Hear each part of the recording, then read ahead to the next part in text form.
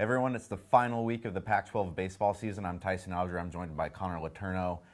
Big week for both teams here. We got a Civil War on Tuesday, the final meeting between Oregon and Oregon State on the season. The Ducks have a monster series against UCLA at the end of this week, which is likely going to determine whether or not they make the playoffs. And the Beavers are going to be basically playing for a chance to host for, like the 4th, 5th, 7th season, whatever the heck it is, season in a row. Right.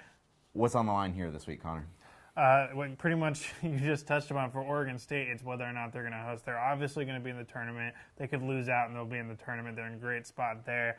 But it's whether or not they're going to be a 2 seed or host. They are 8-0-1 in their last 9 games. They're playing their best baseball of the season. The pitching's been dominant, and their bats are starting to wake up as well. So they're playing great. It's just a matter of, can they beat an Oregon team that they shellacked 10-2 the last time they faced them on Tuesday?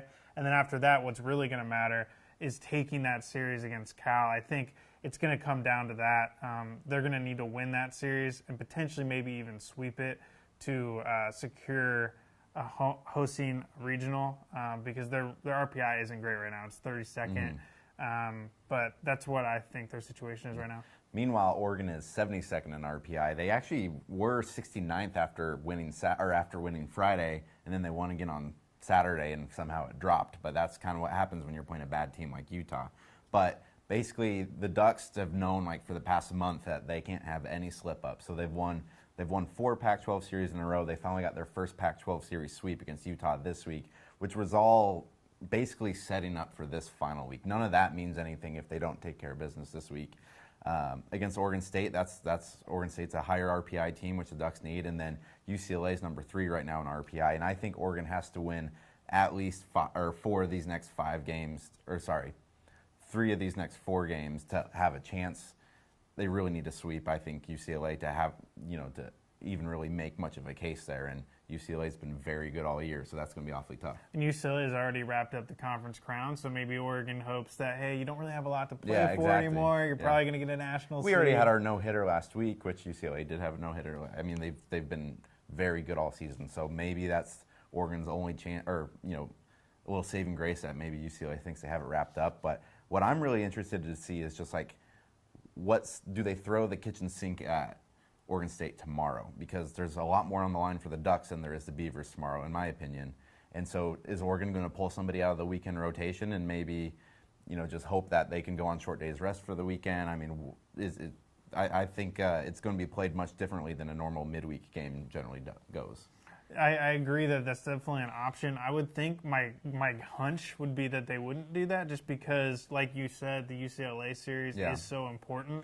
Well, what they did last time is they threw Graham at Oregon State, and Graham didn't have a lot of success, and he ended up, he's Oregon's Sunday starter, so he pitched that last series. But I don't know if they would go Graham 2 times in a row against Oregon State, especially since he wasn't very successful this time around.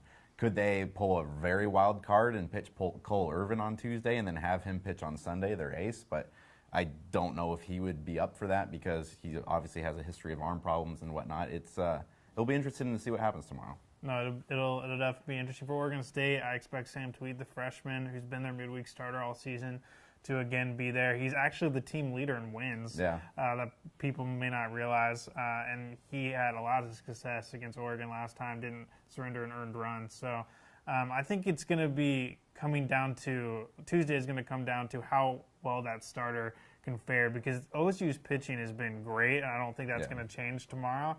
And their hitting has really been dictated by how well the pitching's been against them. So if that midweek starter or potentially that weekend arm can do well against Oregon State, it could be a real game. Yeah, and I think what's going to be the biggest factor for the Ducks is whether or not the bats get going from the start. Against Utah, they basically on the first 2 games of the Utah series, the Oregon's season was on life support. They were coming down to the final 2 innings before they finally got some clutch hits, which is something that they haven't really gotten all this season.